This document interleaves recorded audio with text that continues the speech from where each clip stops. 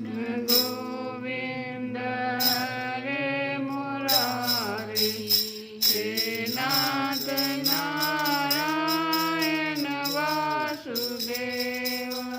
श्री कृष्ण गोविंद हरे मुरारी, हे नाथ नारायण वासुदेव। हे नाथ नारायण वासुदेव, हे नाथ नारायण वासुदेव। हे नाथ नारायण वासुदेव, हे नाथ नारायण वासुदेव।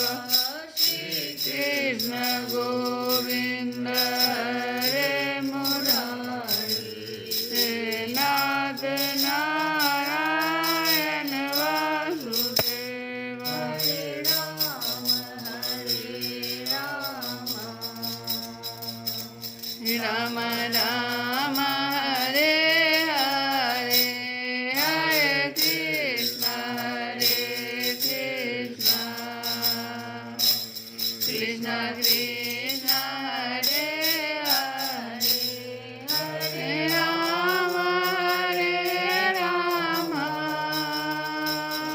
राम राम हरे हरे,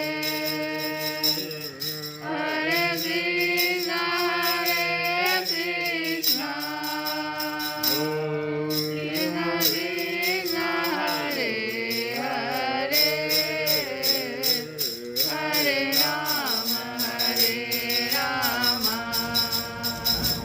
राम राम हरे हरे, हरे कृष्ण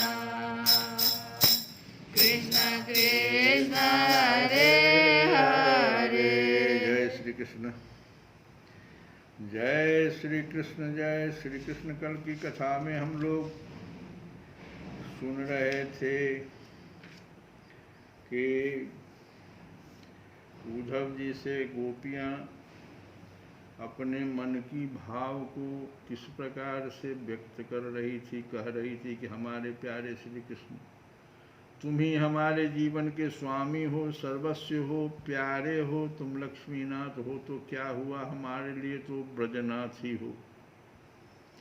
हम ब्रज गोपियों के एकमात्र तुम ही सच्चे स्वामी हो।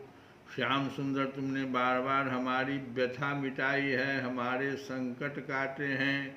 गोविंद, तुम गौओं से बहुत प्रेम करते हो, क्या हम गौए नहीं हैं। तुम्हारा यह सारा गोकुल, इसमें ग्वाल बाल पिता माता गौए और हम गोपियाँ सब कोई हैं, दुख के अपार सागर में डूब रहा है। तुम इसे बचाओ और हमारी रक्षा करो। मुझे चरणों से लगा लो, मेरे श्याम मुरली वाले। मुझे चरणों से लगा लो, मेरे श्याम मुरली वाले। मुझे चरणों से लगा लो, मेरे श्याम मुरली वाले। मेरी सांस सांस में तेरा है नाम मुरली वाले। मुझे चरणों से लगा लो, मेरे श्याम मुरली वाले। भक्तों की तुमने कान्हा विपदा ही तारी, भक्तों की तुमने कान्हा विपदा ही तारी। मेरी भी बात थामो आके बिहारी, मेरी भी बात थामो आके बिहारी। बिगड़ी बनाए तुम हर काम मुरली वाले। मुझे चरणों से लगा ले, मेरे श्याम मुरली वाले, मुझे चरणों से लगा ले, मेरे श्याम मुरली वाले। मेरी सांस सांस में तेरा है नाम मुरली वाले, मुझे चरणों से लगा ले, मेरे श्याम मुरली वाले। पतझड़ है मेरा जीवन, बन के बाहर आ जा। पतझड़ है मेरा जीवन, बन के बाहर आ जा।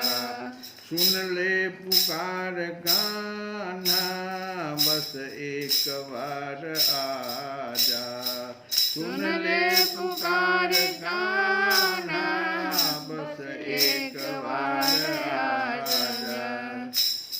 बेचैन मन के तुम ही, बेचैन मन के तुम ही, आराम देने वाले, मुझे चरणों से लगा ले, मेरे श्याम मुरली वाले, मुझे चरणों से लगा ले, मेरे श्याम मुरली वाले। मेरी सांस सांस में तेरा है नाम मुरली वाले, मुझे चरणों से लगा ले, मेरे श्याम मुरली वाले। तुम हो दया के सागर, तुम हो दया के सागर, तुम हो दया के सागर। जन्मों की मैं हूँ प्यासी, तुम हो दया के सागर। जन्मों की मैं हूँ प्यासी, दे दो जगह मुझे भी, दे दो जगह मुझे भी। चरणों में बस जरा सी, दे दो जगह मुझे भी। चरणों में बस जरा सी, सुबह तुम ही हो, तुम ही मेरी श्याम मुरली वाले, मुझे चरणों से लगा लो, मेरे श्याम मुरली वाले, मुझे चरणों से लगा लो, मेरे श्याम मुरली वाले। इस प्रकार से गोपियाँ गा करके अपने भाव को व्यक्त की। तब श्री सुखदेव जी कहते हैं, प्रिय परीक्षित, भगवान से कृष्ण का प्रिय संदेश सुनकर गोपियों के विरह की व्यथा शांत हो गई थी। वे इंद्रियातीत भगवान श्री कृष्ण को अपने आत्मा के रूप में सर्वत्र स्थित समझ चुकी थी। अब वे बड़े प्रेम और आदर से उद्धव जी का सत्कार करने लगी। उद्धव जी गोपियों की विरह व्यथा मिटाने के लिए कई महीनों तक वहीं रहे। वे भगवान श्री कृष्ण की अनेकों लीलाएं और बातें सुना सुना कर ब्रजवासियों को आनंदित करते रहते। नंद बाबा के ब्रज में जितने दिनों तक उद्धव जी रहे, उतने दिनों तक भगवान श्री कृष्ण की लीला की चर्चा होते रहने के कारण ब्रजवासियों को ऐसा जान पड़ा मानो अभी एक ही क्षण हुआ। सत्संग का यही महत्व है। भगवान के परम प्रेमी भक्त उद्धव जी कभी नदी तट पर जाते, कभी वनों में विहरते, कभी गिरिराज की घाटियों में विचरते, कभी रंग बिरंगे फूलों से लदे हुए वृक्षों में ही रम जाते। और यहाँ भगवान श्री कृष्ण ने कौन सी लीला की है, यह पूछ पूछ कर ब्रजवासियों को भगवान श्री कृष्ण और उनकी लीला के स्मरण में तन्मय कर देते। उद्धव जी ने ब्रज में जाकर गोपियों की इस प्रकार की प्रेम विकलता तथा और भी बहुत सी प्रेम चेष्टाएं देखी। उनकी इस प्रकार श्री कृष्ण में तन्मयता देखकर वे प्रेम और आनंद से भर गए। अब वे गोपियों को नमस्कार करते हुए इस प्रकार गान करने लगे कि इस पृथ्वी पर केवल इन गोपियों का ही शरीर धारण करना श्रेष्ठ एवं सफल है, क्योंकि ये सर्वात्मा भगवान श्री कृष्ण के परम प्रेम में दिव्य महाभाव में स्थित हो गई है। प्रेम की यह ऊंची से ऊंची स्थिति संसार के भय से भीत मोक्ष जनों के लिए ही नहीं अपितु बड़े बड़े मुनियों, मुक्त पुरुषों तथा हम भक्त जनों के लिए भी अभिवांछनीय है। हमें इसकी प्राप्ति नहीं हो सकी। सत्य है, जिन्हें भगवान श्री कृष्ण की लीला कथा के रस का चस्का लग गया है, उन्हें कुलीनता की, द्विजाति समुचित संस्कार की और बड़े बड़े यज्ञ यागों में दीक्षित होने की क्या आवश्यकता है।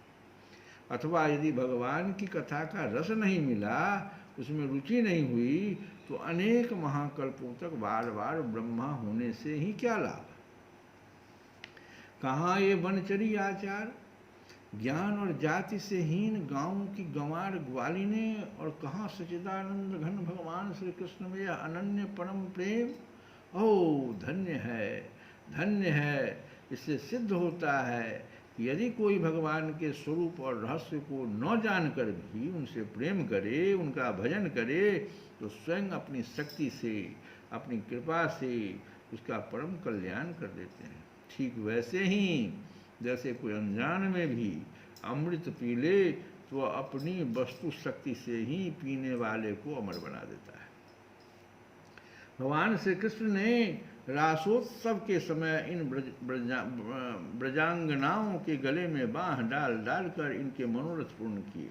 इन्हें भगवान ने जिस कृपा प्रसाद का वितरण किया, इन्हें जैसा प्रेम दान किया, वैसा भगवान की परम प्रेमवती नित्य संगनी वक्षस्थल पर विराजमान लक्ष्मी जी को भी नहीं प्राप्त हुआ। कमल की सी सुगंध और कांति से युक्त देवांगनाओं को भी नहीं मिला, फिर दूसरी स्त्रियों की तो बात ही क्या करें। मेरे लिए तो सबसे अच्छी बात यही होगी कि मैं इस वृंदावन धाम में कोई झाड़ी, लता अथवा औषधि, जड़ी बूटी ही बन जाऊं। आहा, यदि मैं ऐसा बन जाऊंगा तो मुझे इन ब्रजांगनाओं की चरण धूलि निरंतर सेवन करने के लिए मिलती रहेगी। इनकी चरण रज में स्नान करके मैं धन्य हो जाऊंगा। धन्य है ये गोपियाँ, देखो तो सही, जिनको छोड़ना अत्यंत कठिन है। श्री कृष्ण गोविंद हरे मुरारे।